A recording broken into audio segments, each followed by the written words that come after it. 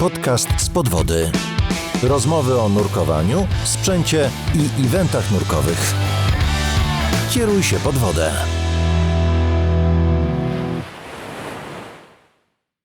Cześć Marceli. Cześć, witam Cię. Cześć, powiedz mi, gdzie ostatnio nurkowałeś?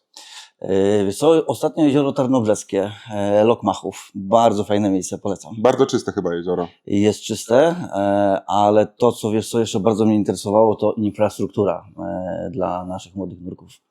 Mówisz o młodych nurkach i to jest dzisiejszy temat odcinka, czyli nurkowanie właśnie z dziećmi, nurkowanie dla dzieci. Z tego co wiem, jesteś też instruktorem nauki pływania i od pływania do nurkowania. No krótka droga tak naprawdę. Ja się często śmieję, że jak to mówią, nurkowanie to takie kontrolowane tonięcie. Nie lubię tego słowa. No właśnie. Nie lubię tego słowa. Dlatego, wiesz co, jest dużo różnych haseł, które szkółki pływackie używają. Mamy od młodego pływaka do mistrza świata, tak?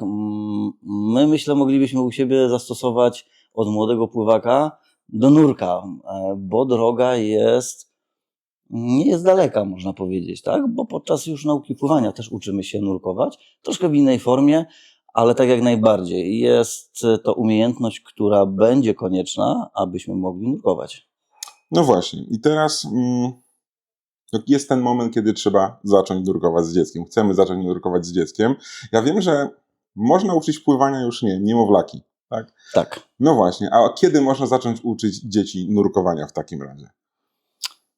Wiesz co, nie jest to w sumie aż tak trudny temat, natomiast też bym powiedział, że nie jest to takie oczywiste, jak się wydaje. Ze względu na to, że sami na sobie w naszej firmie to przerobiliśmy, ale też i na naszych dzieciach. Bo powiedzmy sobie, że nasz ten rodzinny dom jest takim polem eksperymentów też, jakby to nie zabrzmiało, gdzie zaczynaliśmy z naszymi dzieciakami, które miały 4 miesiące, tą historię z wodą pod postacią nauki pływania i zaczynaliśmy też z nimi historię zwaną nurkowaniem, którą też się zajmujemy, kiedy miały, to będą już 10 lat. Jeżeli chodzi o samą możliwość nurkowania dla dzieci, musimy rozróżnić dwie kwestie. Czy będziemy chcieli zrobić to typowo kursowo, czyli dzieciaki uzyskują uprawnienia, tak jak ty, ja, bądź każda inna osoba, powiedzmy pełnoletnia, bądź dzieci w wieku, powiedzmy młodzieżowym, te, 12, 10, 15 lat, tak? No bo tutaj standardy nurkowe będą nam to określały dość precyzyjnie. I te osoby posiadają uprawnienia, którymi mogą się wylegitymować na całym świecie i uprawniają je do czegoś.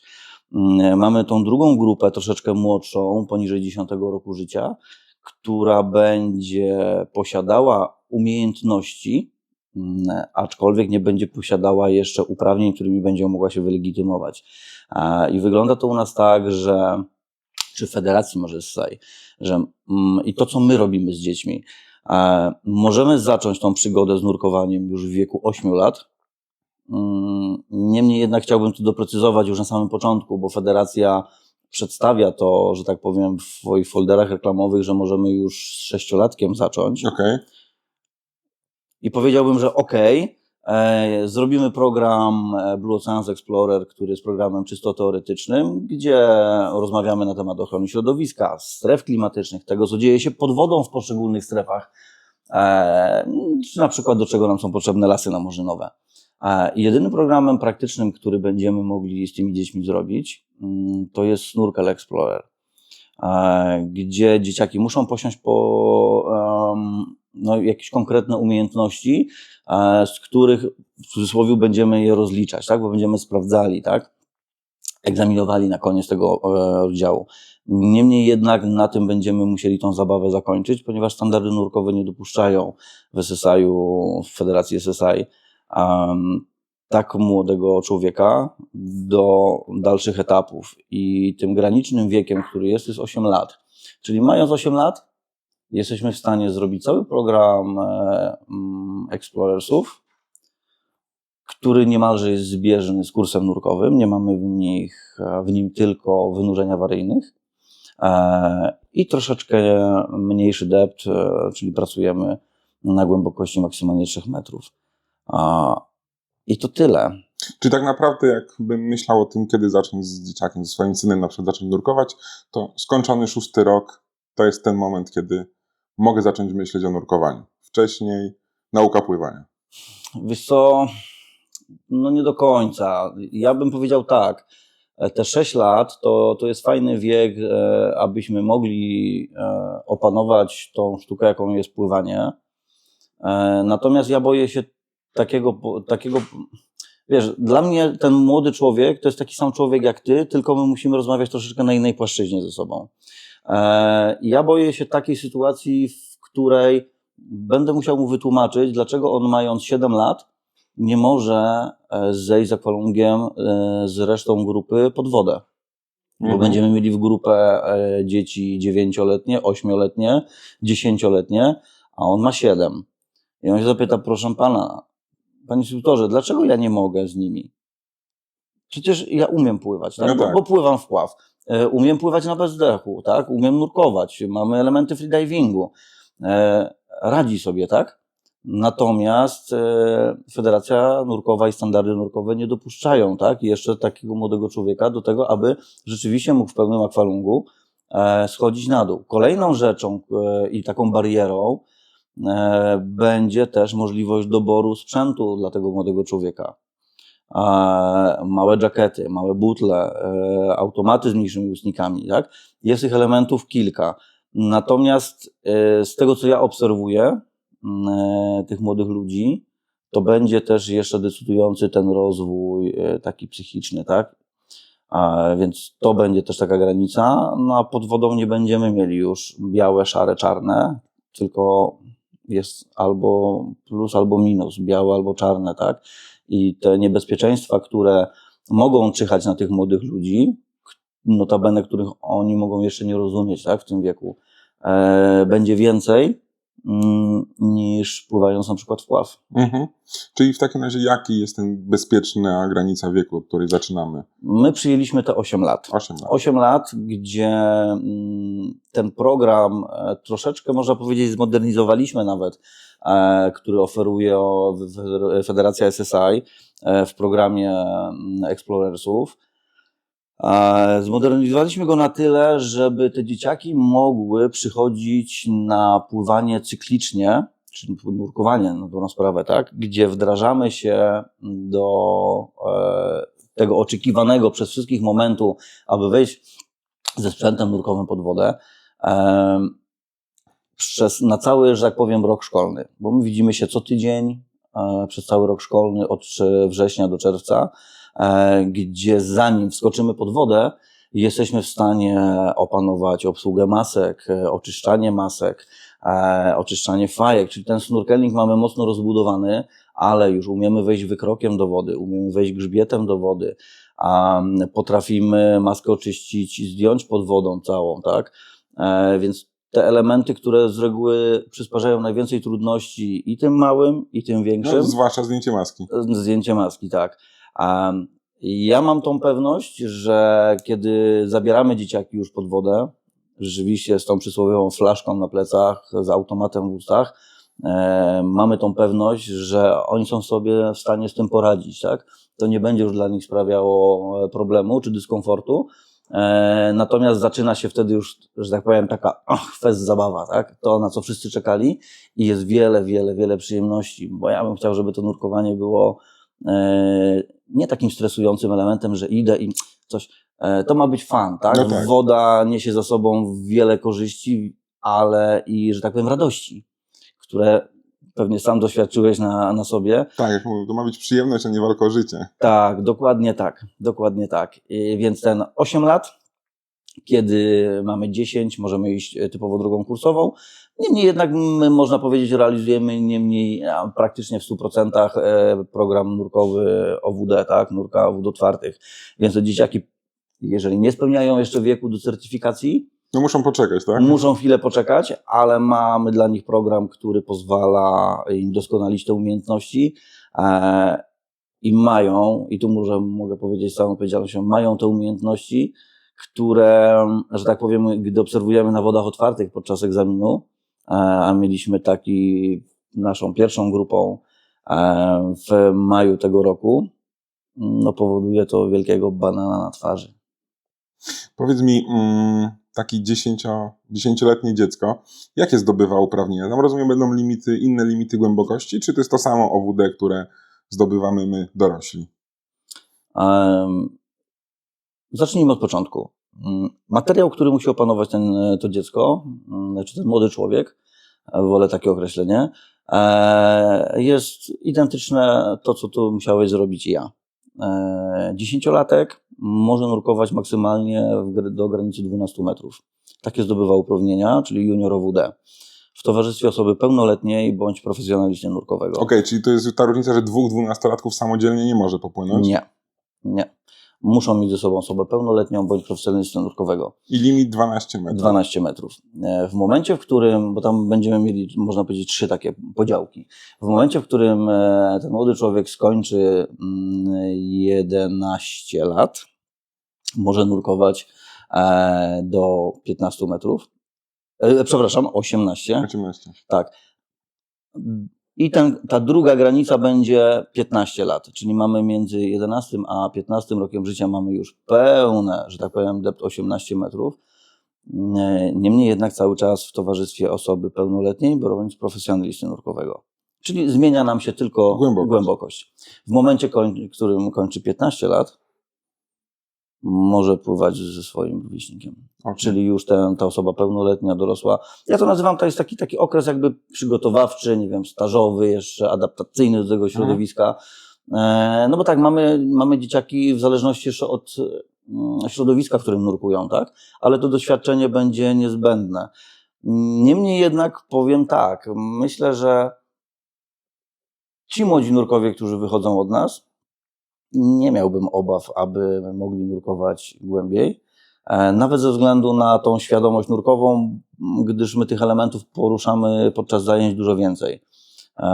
Bardzo dużą uwagę przywiązujemy do pływalności, ale i są w stanie obsługiwać perfekcyjnie bojkę i posługiwać się z nią w różnych aspektach. Czy nawet sama obsługa sprzętowa pod wodą i ten spokój, który jest nam potrzebny do tego, abyśmy nie generowali, że tak powiem, jakichś sytuacji niepotrzebnie awaryjnych, jest u nich na dość wysokim poziomie. A powiedz mi, bo uprawnienia, jakie takie zdobywa młody człowiek, to jest junior OWD? Tak, junior OWD, tak. Jest potem jakiś, nie wiem, upgrade na Open Water Diver? Czy wiesz co, na dobrą sprawę to samo w systemie. 15 lat i ten junior. No dobra, ale 18-latek pływający z junior OWD brzmi być może dla niektórych zabawnie, tak? Tak, wiesz co, na dobrą sprawę ja nie mam tutaj ze sobą teraz certyfikatu takiego, bo wszystkie są rozdane, natomiast wiesz co, oglądając certyfikat pierwszą stronę, mamy normalnie Open Water Diver, tak? Okay. Dopiero kiedy odwrócimy na ten rewersik, na drugą stronę, tam będzie dopiero małymi, że tak powiem, literkami rzeczywiście junior OWD. W głos tak. Nastolatka, który ma tam nie 19 lat i ma jeszcze napis junior, tak? Powiedz mi, jak są takie zajęcia, te dzieciaki przychodzą uczyć się nurkować, kto ma większy, nie wiem, strach, obawę przed tym nurkowaniem? Ten młody człowiek, który będzie wchodził pod wodę, czy być może jego rodzice, opiekunowie? Jest jeszcze trzecia osoba. Instruktor. Ja. Natomiast będąc precyzyjnym i to, co pytasz, z pewnością rodzice. Z pewnością rodzice. Ja stałem w takiej sytuacji, wiem jak to wygląda. Ale tak, dzieciaki, że tak powiem, no sam masz, tak, dzieci, wiesz jak to wygląda. No wiem, coś jest na hura, tak. Pach, lecimy, tak, a jeszcze jak mamy grupę, wszystko.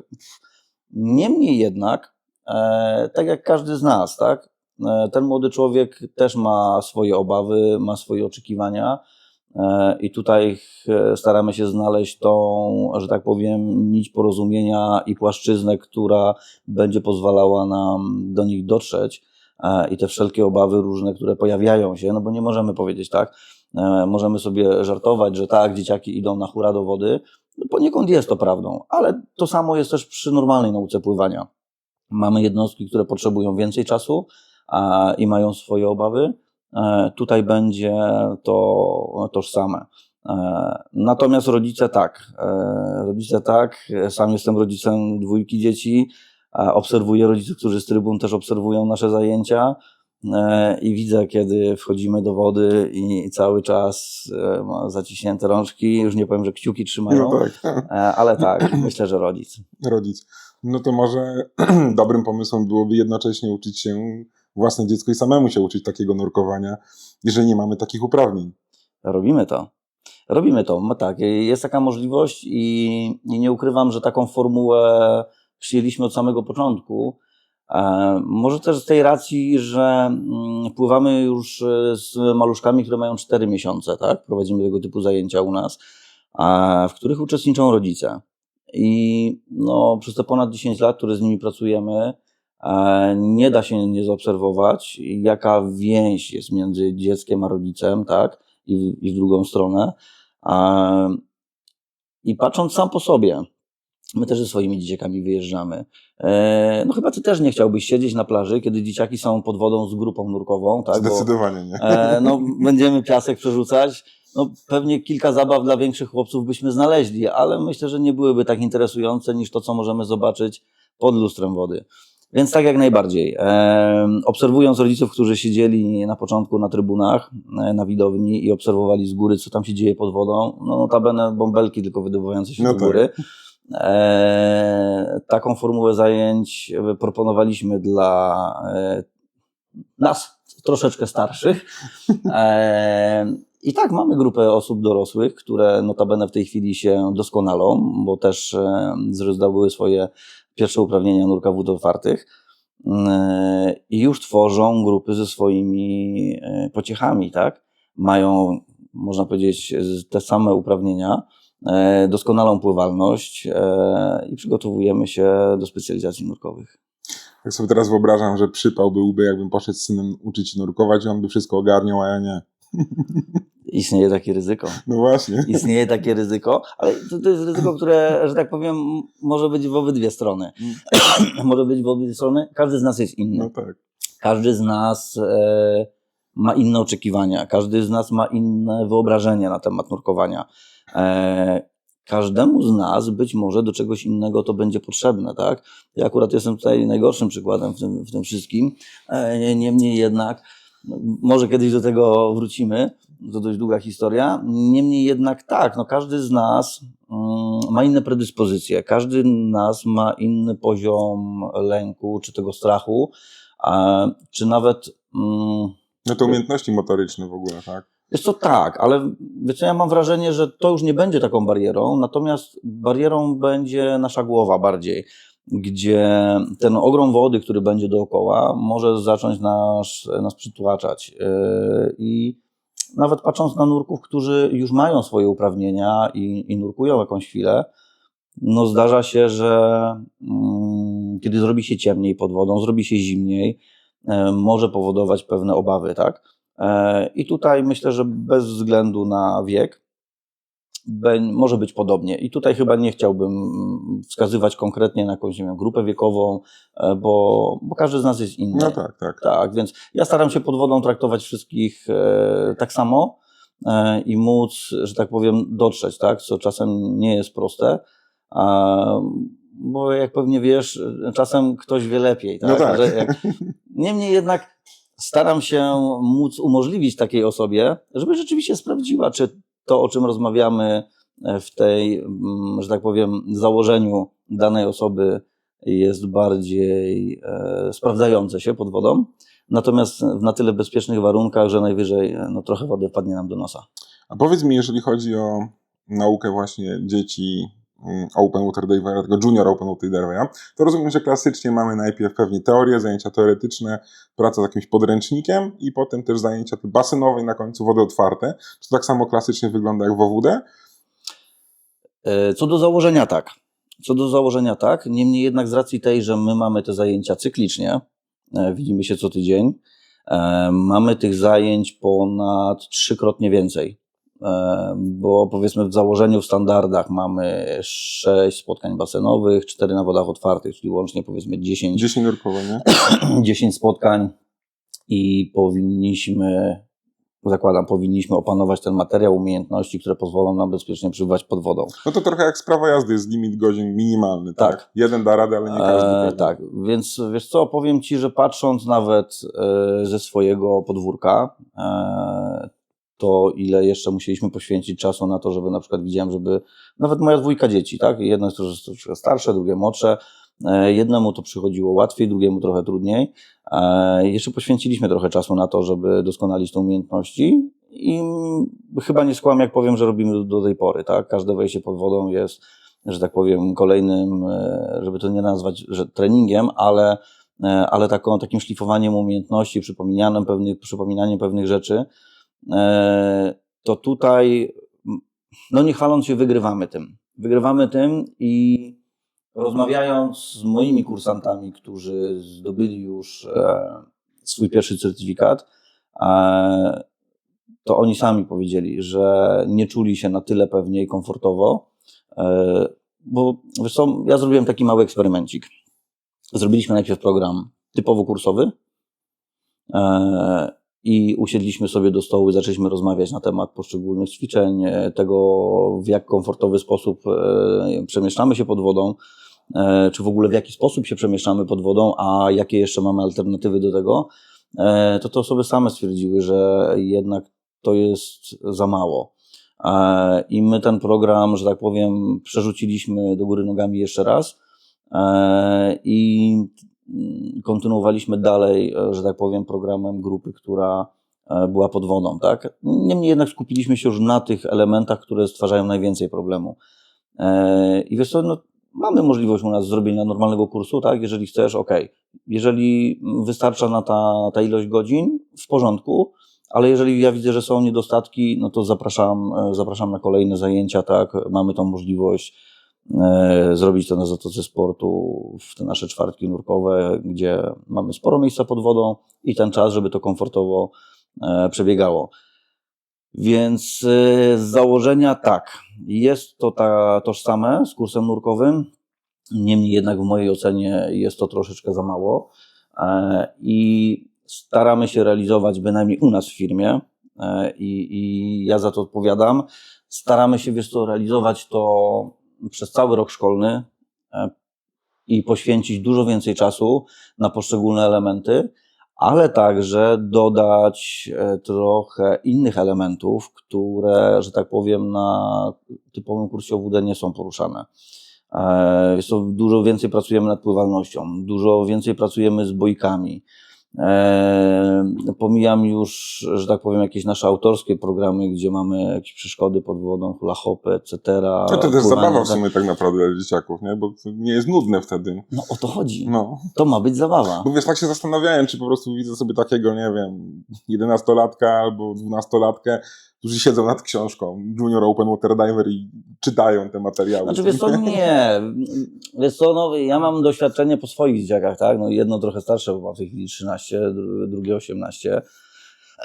I siedzenie w tych dwóch przypadkach nad książkami bywa różne. No właśnie. Bywa różne. Wiesz co, ja staram się ten materiał omawiać podczas zajęć. Mamy tyle czasu, bo zajęcia przebiegają dwuetapowo. Mamy tą godzinkę praktycznie na nasze spotkanie, gdzie siedzimy sobie w sali. Mamy możliwość podłączenia komputera mamy telewizor na ścianie i możemy sobie to omawiać, tak? Bądź mamy elementy, zagadnienia, które stwarzają więcej problemu, bądź są trudniej zrozumiałe, tak? Dla tej grupy wiekowej. Jesteśmy w stanie na to poświęcić więcej czasu do tego momentu, w którym uznamy, że rozumieją, tak? O co w tej materii chodzi. I potem przechodzimy sobie do wody i mamy kolejną godzinkę, czyli notabene porywam od ciebie dziecko na 2 godziny. Jezus. 2 godzinki. Super, nie? W tym czasie możesz mieć czas dla siebie, możesz sobie popływać, ale możesz też ponurkować z nami. Grupa osób, że tak powiem, dorosłych w tamtym sezonie miała swojego instruktora.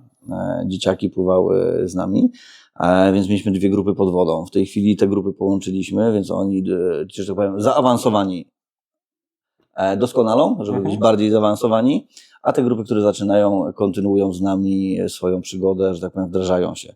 Więc materiałowo tak, programowo już troszeczkę inaczej, bo nie ukrywam, że patrząc po sobie,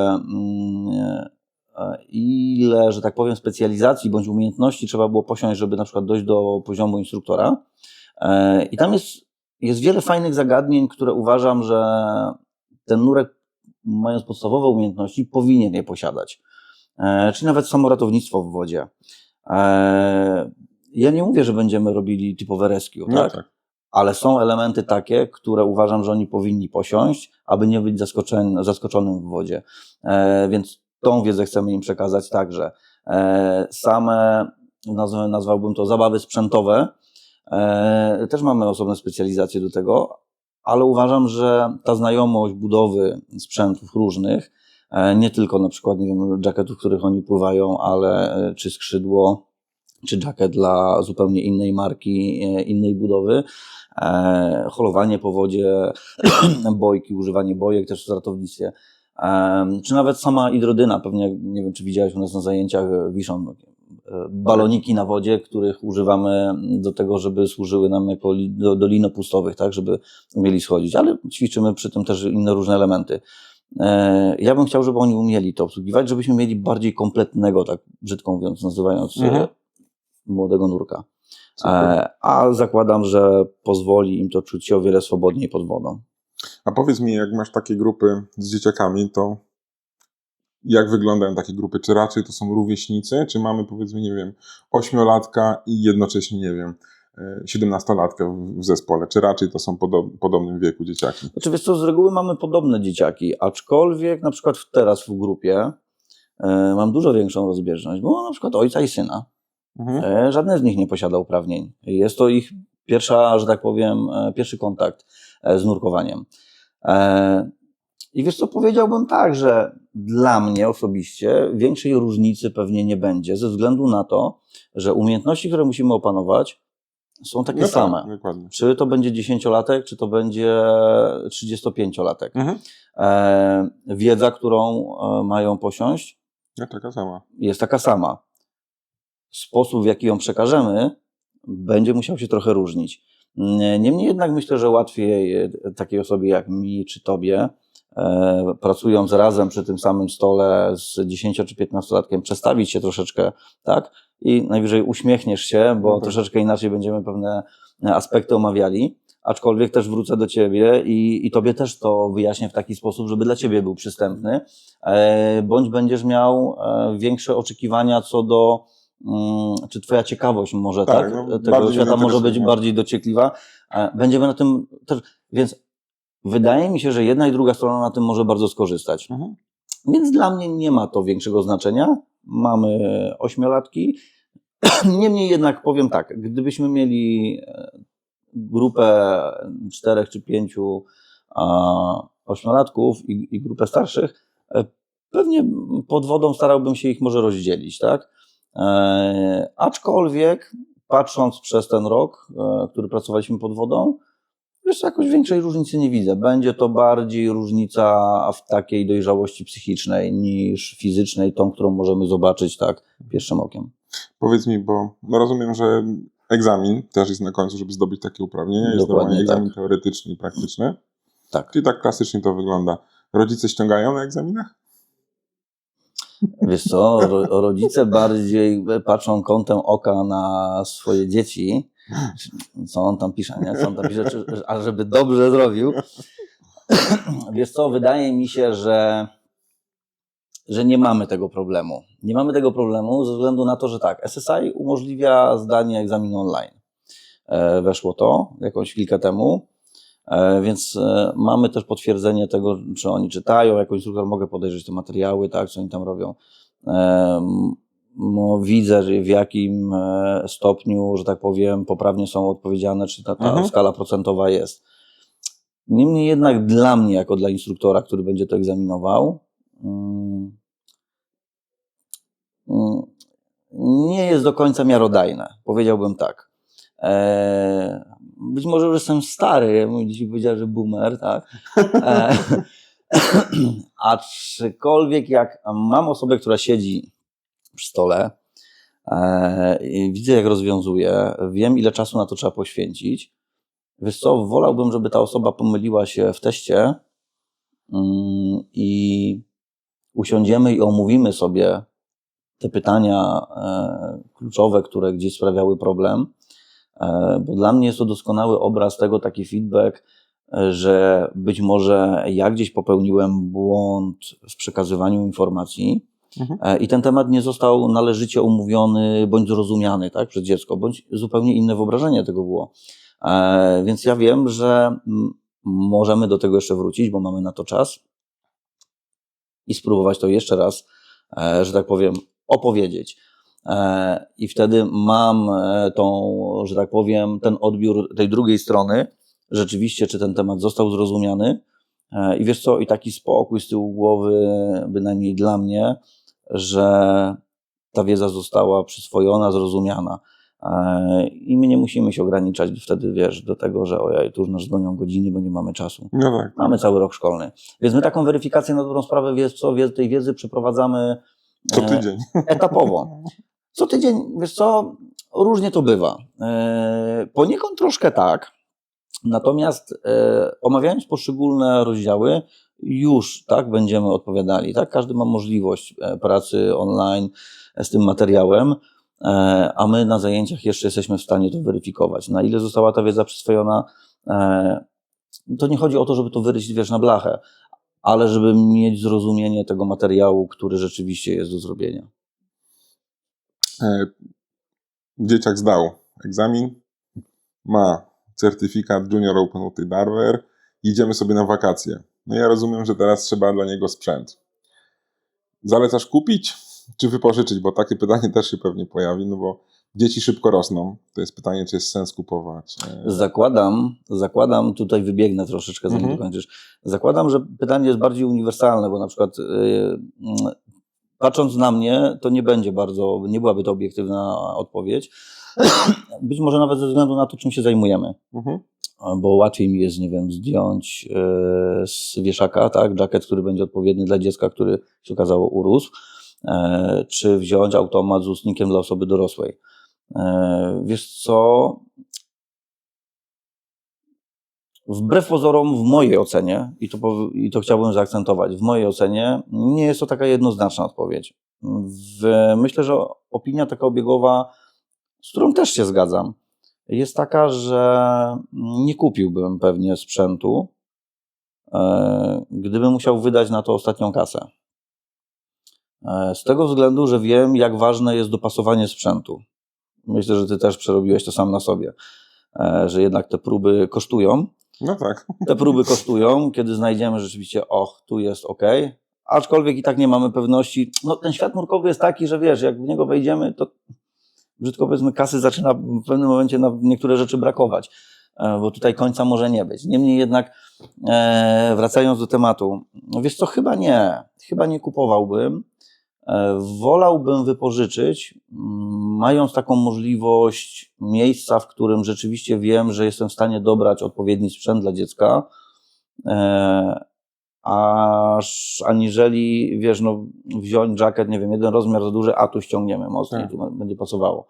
Jeżeli to będzie sprzęt dobrze dopasowany dla, powiedzmy, tej wielkości tego młodego człowieka, chyba wolałbym go wypożyczyć, ze względu na to, że no, on aż tak długo nie będzie rósł z dzieckiem, tak? Więc dojdziemy do etapu, w którym będziesz musiał go odsprzedać. Odsprzedaż nigdy nie jest jakoś mocno korzystna.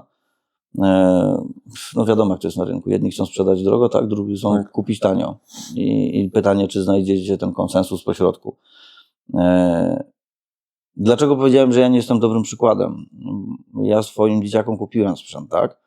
Niemniej jednak, wiesz co, no, zastanawiałem się nad tym dłuższą chwilę i jeżeli chodzi o automaty,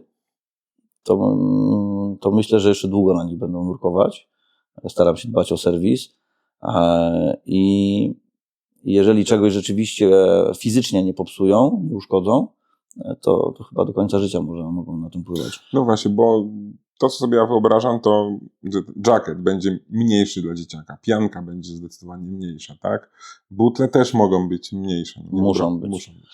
Znaczy, wiesz, u nas w kraju tak, czy na moich zajęciach tak, bo wiesz, i pracujemy i z 5-litrowymi butlami, i z 10, i z 15, tak? Mamy ten wachlarz dość szeroki. Ja, że tak powiem, mając tą grupę młodych ludzi, wiesz, już moja ocena zaczyna się od pierwszego spotkania z nimi, tak? Tak, ale może się okazać, że pojedziemy do Egiptu na nurkowanie i tam nie ma 5-litrowych butli. Nie będzie. Niemniej jednak, jeżeli taki młody adept wyjdzie od nas, słuchaj, on będzie umiał ubrać się w wodzie. Więc... Czyli 15 nie stanowi problemu. Oni z reguły na 15 nie pływają, być może chyba, tak, ale tam 11 z haczykiem, bo są aluminiowe butle. Wiesz co, jest się w stanie to, że tak powiem, ogarnąć. Niemniej jednak, to pytasz, jacket, tak, to jest chyba największa bariera sprzętowa, no bo musimy szukać małej rozmiarówki. Nie wszystkie firmy oferują, tak. Ja wiem, jak sami kompletowaliśmy sprzęt ku naszym zajęciom, które prowadzimy. No tak, z tym rozmiarem bywa różnie, tak? SK czy XS, nie wiem, w Maresie czy w Scuba Pro, tu się może być zgoła odmienna. I tutaj na to, no fajnie by było móc podjechać gdzieś i przymierzyć, tak? Klasycznie. Przymierzyć. Jeżeli mamy taką możliwość, żeby ten jacket przez dłuższą chwilę rósł z dzieckiem, okej. Pytanie, ile nurkujemy jeszcze, tak? Czy na jeden wyjazd w roku będzie się, że tak powiem, opłacało, tak. A powiedz mi takie elementy jak, no maskę można raczej kupić, bo to się raczej przyda, tak? Znaczy wiesz co, ja wychodziłem zawsze z takiego założenia. Takie ABC, w które jeszcze weszły automaty. No właśnie, bo to do czego dąży automaty? Czy te automaty dla dzieci różnią się jakoś bardzo od tych dla dorosłych, czy tylko wielkością ustnika? Wiesz co, to już będzie zależało notabene, no bo teraz pytanie, czy pytasz konkretnie o zajęcia, które robimy, czy ogólnie o taki rynek? Załóżmy, mam jakieś moje automaty, z których już nie używam, bo sobie zmieniłem system. Czy mogę wziąć moje zwykłe automaty stare, wymienić ustnik na mniejszy na przykład? Wiesz co, z założenia tak, no tylko pytanie jest takie, bo wiesz, no ja też zwracam uwagę na wagę, tak, no bo możemy mieć automat, który będzie, no bo będziemy rozmawiali tutaj o drugim stopniu, tak, Pierwszy to jest nam bez znaczenia, bo i tak mamy go z tyłu głowy i przykręcony, tak, więc to, co będzie odgrywało rolę dla naszego komfortu, to jest to, czy będziemy rzeczywiście trzymali, wiesz, ileś 10 gram więcej czy mniej i wielkość puszki, tak? No bo wiesz, jeżeli mamy dziecko 10-letnie i taką puchę, to zobaczysz czubek maski, tak? No, komfort raczej słaby. Są automaty, które są mniejsze, są kewlarowe, są z tytanu, one są lżejsze. Ten komfort przebywania pod wodą z pewnością będzie większy.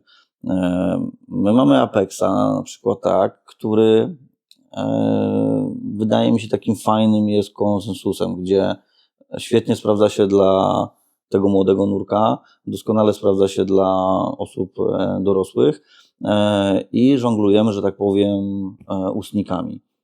Chociaż ja tak zrobiłem, że mam partię automatu przeznaczone wyłącznie dla dzieci, partię dla dorosłych. Więc będzie miało to z pewnością znaczenie, tak?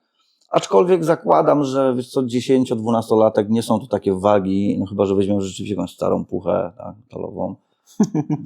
No to tak, no, widziałem podgryzane ustniki, bo dzieciaki tak trzymały, że... Żeby nie wypadło ciężkie, nie? Dokładnie, więc... Ale niektóre są, że tak powiem, zestresowane pod wodą też i też mogą go dziabnąć, tak, bezwiednie. Mówią, że będzie, że woda mi się wlewa.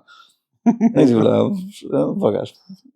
No dobra, wychodzimy z zmiany. No powiem Ci, że raz nurkowałem na takim właśnie automacie, który ktoś tak nadgryzł tą gumkę w ustniku, że z jednym wdechem ona się urwała i poleciała do gardła pod wodą. Tak, może być to bardzo niebezpieczne, z tego względu, wiesz co, ja po każdych zajęciach przeglądam. Niemniej jednak, wiesz co, ja przeszedłem na ustniki bardziej ergonomiczne. Te, które, że jednak, wiesz co, górę, nasze ząbki, podniebienie trzymają dużo mocniej. Mam wrażenie, że są mniej podatne na uszkodzenia, ale z tego powodu, że przypuszczam, że są wygodniejsze. Sam takich używam. Nie ukrywam, konsultowałem z moją osobistą, prywatną młodzieżą, bo testowali jedne, drugie, tak, bo zmienialiśmy je. Jedno nurkowanie tak, drugie tak, pach i zmiana, nie? Wszyscy stwierdzili, że są wygodniejsze. I tutaj już nie patrząc na nic więcej, tylko kwestie rozmiarowe zagrały później już taką znaczącą rolę.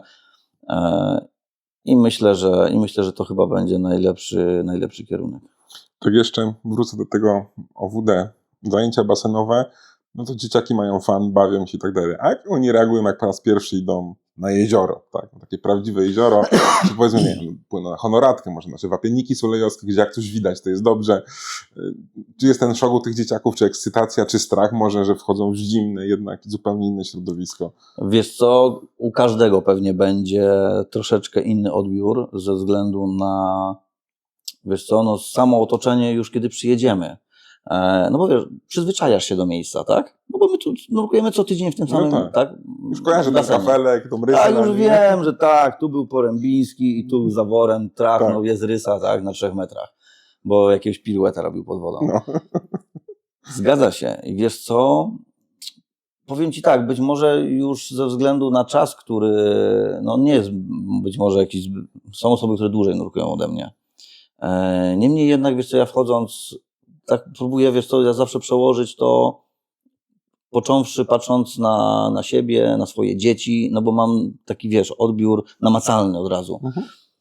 Wiesz co, myślę, że każdy z nas wchodząc do nowego akwenu, gdzie nie wiemy do końca czego się spodziewać, no wiesz, no możemy przeczytać sobie mapę, tak? Torów wodnych, to co jest pod wodą, no to powiedzmy jakiś obraz tego wszystkiego budujemy sobie. Tak, po czym wchodzimy pod wodę i rozczarowanie. Może tak się zdarzyć. Może tak się zdarzyć. Wiesz co, ja staram się tych naszych młodych kursantów przygotować do tego. Rozmawiamy na ten temat przed wyjazdem, w trakcie i zaczynamy od, ja to nazywam takich wód ograniczonych, czyli tak jak na Honoratce mamy basenik, Tak, tak? jest basen. Na Koparkach mamy basen fajny, dwupoziomowy, trochę większy. Wiesz co, tam trochę spędzamy czasu, żeby jednak oni mogli zobaczyć, co pod tą wodą. No bo wiesz, no to jest ciekawość, tak? To jest No tak. tu jest, a w końcu jest ryba, nie? No. Jest ryba, ale ryba była taka, a za chwilę płynie taka. To przy platformie szczupak się pojawi, a niektórzy się boją ryb. Też się tak może zdarzyć, wiesz, więc samo środowisko, sama wielkość, zmiana otoczenia, temperatura, widoczność. Słuchaj, nasza percepcja jest zmieniona, bo mamy rękawiczki, tak, mamy kaptury. Ja staram się na zajęcia przywozić dzieciakom kaptury i dorosłym też. Jak już, że tak powiem, powiedzmy, mamy wszystkie elementy opanowane w stopniu taki, który nas, że tak powiem, mocno zadowala, no to dawaj, są rękawiczki, są kaptury i pracujemy z tym, że tak powiem, w środowisku, które znają. Po to, aby zaskoczenia nie było, bo wiesz, zdjęcie, założenie maski w rękawicach i w kapturze się okazuje, że to jest całkiem nowa umiejętność. Powiem ci tak, ja pamiętam, że super mi na basen nie szło, popłynęliśmy na pierwsze zajęcia wody otwarte na Honoratkę, zeszliśmy sobie na platformę, ja tam poczułem, jak mi przechyla prąd w ogóle jakiś podwodny, ruch wody, nie? Ruch wody. Coś, czego nie było na basenie. Tak. Zapalowanie na lustrze wody. No. Wiesz, płynęcie w toni, kiedy wizura z, nie wiem, 25 metrów robi się, nie wiem, no 5, no to będzie komfortowo czasem, tak? No. No my trafiliśmy, powiem tak, w warunki super podczas ich pierwszych egzaminów i to, myślę, pomogło. Niemniej jednak myślę, że formuła zajęć załatwiła całą sprawę, bo nie mieliśmy konieczności używania lin pustowych, żeby zejść na platformę, potrafili zejść wisząc w toni w pozycji nurkowej. Mieli obraz innych nurków, którzy też zdawali swój pierwszy egzamin, gdzie jednak trochę czasu na tej linie spędzili między platformą a bojką. Ale tak, zmiana środowiska to jest zupełnie inne nurkowanie. Bynajmniej na tym pierwszym etapie, tak? No bo jeżeli mamy kolejne, powiedzmy, jesteś przygotowany. Wiesz, czego się spodziewać, tak? Że w twarz może być chłodniej, że ta pianka jednak gdzieś nasiąka zimniejszą wodą, że jest kaptur i mniej słychać. I są rękawiczki. Więc strzelając bojkę, ta szpula też się robi. Więcej balastu się pojawia pewnie. Wiesz co, my pracując już na basenie, można powiedzieć, że jesteśmy już w konfiguracji w takiej, w której wyjdziemy na wody otwarte. Piany, które używamy, u nas dzieciaki pływają w szóstkach, więc wiesz, zajęcia nurkowe pod wodą też nie są na tyle dynamiczne, aby nasz organizm był w stanie generować tyle ciepła, tak? Tych zajęć sporo też jest statycznych, natomiast staramy się to zrobić tak, żeby, wiesz, zrobimy statykę, dobra, popływamy trochę inne czynności, żeby te dzieciaki mogły się ruszać. Niemniej jednak, wiesz co, my mamy piany szóstki, więc kiedy już wyskakujemy gdzieś tam, wiesz, czerwiec do wody, to w zupełności starcza, żeby w tej samej konfiguracji sprzętowej wejść na wodę otwarte. Nie generuje nam to dodatkowych stresów, że fajnie. tak. Niemniej jednak, wiesz co, ja chcę, żeby ten młody adept przygody z wodą był w stanie umieć też wyważyć się na wodach otwartych. Więc zabieramy i pas balastowy z przysłowiowym żelastwem i oni robią to samo, co robili na basenie. Sprawdzamy, czy to wyważenie jest ok, że mamy tą pewność, że wiesz, nie będzie niespodzianek później. Sama sytuacja stresogenna, gdzie robi się zimniej, mniejsza widoczność, się okazuje, że więcej wody dookoła, tak? I ta woda ma inny kolor. No. I coś jest pod spodem. I są gałęzie, i są wodorosty. I jak uderzymy płetwą, to osady z dna się podnoszą. Mniej widzimy. To może powodować, że ta ilość balastu, którą mieliśmy na basenie, może być niewystarczająca, tak? Bo przyspiesza nam się oddech. Już nie chciałbym powiedzieć, że wiesz, będziemy szli w kierunku hiperwentylacji, bo Ale jest, jest ta ekscytacja nawet. Ale jest, więc ten oddech już nie będzie tak spokojny, bynajmniej podczas pierwszego, drugiego nurkowania, jak na zajęciach basenowych. Aczkolwiek, powiem tak, ja ze swoich kursantów jestem tak dumny, będziesz miał okazję z Piotrem porozmawiać, pozdrawiam notabene. Słuchaj, wisieliśmy sobie w Toni od tak. Pierwsza platforma 5 metrów na honoratce, schodzą w pozycji nurkowej. Podczas omówienia zadanie jest takie, że nie dotykamy platformy, wisimy około metra nad platformą. I to wiszą tak dzieciaki. I czekamy, tak, pozycja nurkowa. No to dorosłym się tak nie zdarza. To jest, najpierw spadamy na platformę, a potem się podnosimy. Pod warunkiem, że wcelujesz w platformę. Tak. Mieliśmy obraz tego, że ktoś nie wcelował. Zatrzymał się te dobre 2 metry poniżej platformy. Że tak powiem, oznaką tego było dużo pyłu noszącego się w powietrzu. Więc tak, są w stanie. Wiesz, ja nie mówię, że to jest jeszcze na tyle perfekcyjne, żebyśmy mogli zrobić doskonałą pływalność, nad czym pracujemy w tej chwili, ale tak, są w stanie, wiesz, pracując tylko płetwą, już się nauczyli, że nie machamy rękoma, są w stanie zawisnąć. Są w stanie zawisnąć i tutaj powiem Ci, widzimy to, że to, co robimy, idzie w dobrym kierunku i że ten kierunek był obrany słuszny, że ten czas, który spędzają pod wodą, dłuższy, czyli tak jak Ty możesz sobie chodzić codziennie, co 2, co 3, co 5, cyklicznie na basen pływać, to my tak nurkujemy. I to jest, myślę, tym atutem, który odwdzięcza nam się niewspółmiernie pod wodą. No to jest coś niesamowitego potem, jak się na nich patrzy. I wiesz, i oni się pilnują, bo system partnerski od pierwszych zajęć, wiedzą, nawet podczas nurkowania, system partnerski. Pod wodą, system partnerski. Pilnują się. Wiadomo, każdy z nas jest inny, jak już to powiedziałem. Jeden będzie robił to troszeczkę lepiej, drugi trochę gorzej, ale cały czas kątem oka, że tak powiem, ten partner jest widziany, nie rozpływają się, czy nawet sama kontrola. Tu, z czego byliśmy bardzo zadowoleni. Sami się kontrolują się, tak. No, to tylko sobie spoglądamy. Wymiana, że tak powiem, uśmiechu kątem oka. I tak. Co pozwala powiedzieć, że mamy młodych nurków, ale nurków świadomych. potrafią, że tak powiem, wiedzieć. I wiesz co, na dobrą sprawę, ja nie pytam, kiedy jest 100, nie? Każdy wie, że jak jest 100, to jest meldunek. To już idzie po sznureczku, każdy po kolei, nie? Więc to jest fajne. Takie dobre nawyki od młodego tak naprawdę już są Tak. implementowane. Wiesz co, ja jestem może w tej lepszej sytuacji, bo pracując ponad 10 lat już i z niemowlętami, i z dziećmi w wieku typowo poniemowlęcym, szkolnym, młodzieżą i dorosłymi, wiesz co, można stamtąd troszeczkę pewnych nawyków zaszczepić do nurkowania, ale skłamałbym, gdybym nie powiedział, że nie zapożyczyłem sporo z nurkowania do pływania. To pomaga bardzo i być może też trochę łatwiej jest. Niemniej jednak pewnie jak każdy z nas ma inną łatwość porozumiewania się z drugim człowiekiem. Mnie bardzo dużo nauczył ten młody człowiek, który ma 4 miesiące, rok, 2 lata, bo ta komunikacja, No, no właśnie. tak jak pod wodą, mamy ją utrudnioną, tak? Więc albo uczymy się czytać z mimiki twarzy, taka wiesz, werbalny odbiór, samo odchylenie, wiesz, u takiego malucha barków do tyłu, tak, już powoduje, że ja już wiem, że mamy sytuację typowo obronną, tak, u tego dziecka.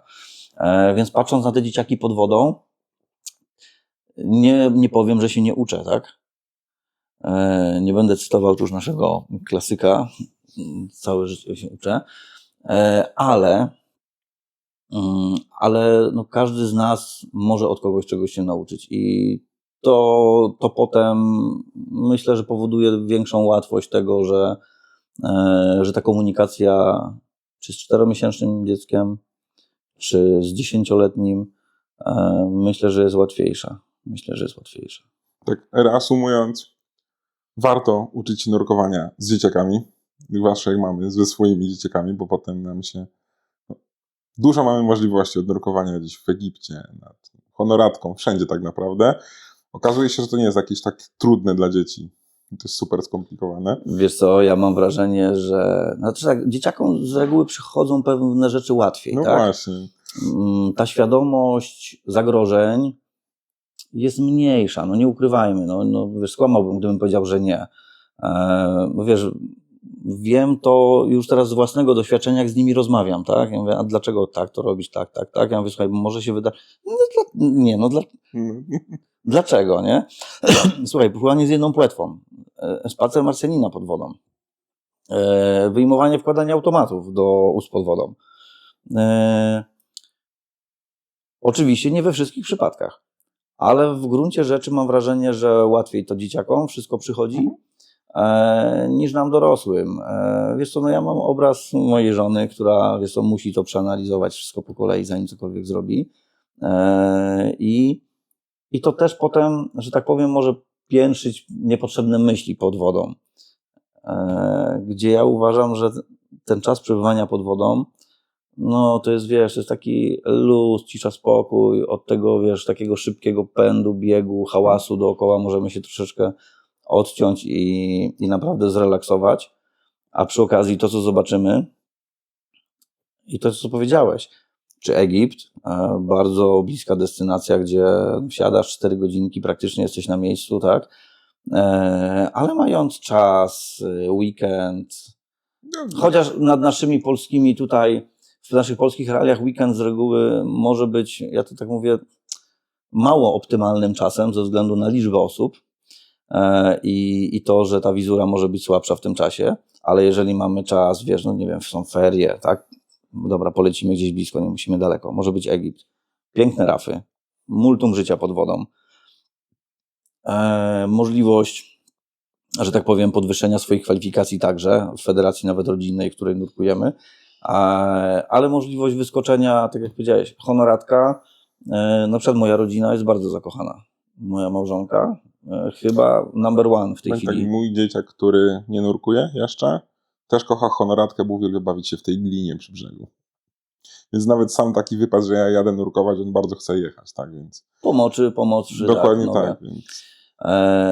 Jak najbardziej. I czy to Honoratka, czy troszeczkę dalej, no ilość ryb nad Tarnobrzeskim. No, To jest po prostu, słuchaj, ja spędziłem, no trudno, przyznam się, z dobre 20 minut, słuchaj, na 1,30 m, 1,20 m, wisząc w toni i patrząc na rybki. i tylko patrząc. Słuchaj, autentycznie, tylko patrząc. Niemniej jednak, no, będę tu reklamował mocno. Honorata dla mnie jest chyba nie do pobicia, jeżeli chodzi o miejsca nurkowe, gdzie mamy super miejsca dla i podnurkowania techniczne głębokie, ale i typowa taka rekreacja, gdzie ja na przykład bardzo mocno zastanawiałem się, gdzie zabrać naszych kursantów, tak, którzy będą zdawali, po to, żeby po pierwsze było bezpiecznie, infrastruktura była fajna, ale to, co możemy zobaczyć i to, wiesz, no to jest pierwsze nurkowanie, tak? No tak, tak. To jest pierwsze nurkowanie, Zobaczyć wiesz, jakiś tam mały wraczek pod wodą, tą łódeczkę, samochodzik, cokolwiek, nie? a tam stoi patroluwa, a No. tam stoi patroluwa z działkiem Tak. i masz zawodników, którzy, wiesz, mogą sobie, niektórzy normalnie, wiesz, bo tam miałem 12-latków, no to 8 w zakresie nurkowym, tak, jest, no, wiesz, patrolówka leży płytko, tak, tam mamy maksa chyba około 11 metrów już przy depcie, przy dnie, ale poruszasz się w granicach tam 8-9 metrów, no to wiesz, karabin maszynowy, ogromny, tak. duży, większy od nich, tak, jak dopływają, wychodząc, szczupaki No, pod szczupaki, platformą, tak, ogromne. przy platformie, stada okoni, stada uklei, płocie. Jest naprawdę fajnie, więc to miejsce nurkowe bynajmniej w mojej ocenie na pierwsze nurkowe z naszymi młodymi kursantami było bardzo znaczące, gdzie teraz nie ukrywam, też trochę pobiegaliśmy po kraju, jeżdżąc z miejsca do miejsca, żeby teraz że tak powiem, dla nich też znaleźć miejsce, być może na obóz nurkowy. Tak, więc też chcielibyśmy im zabrać. No bo wiesz, przygotowują się w tej chwili do specjalizacji nurkowych. Więc mamy ten czas roku szkolnego na opanowanie pewnych umiejętności i zadań, które będą przeznaczone dla nich. Trzeba będzie to zrobić potem w wodach otwartych. Więc tutaj tak, kilka opcji jest.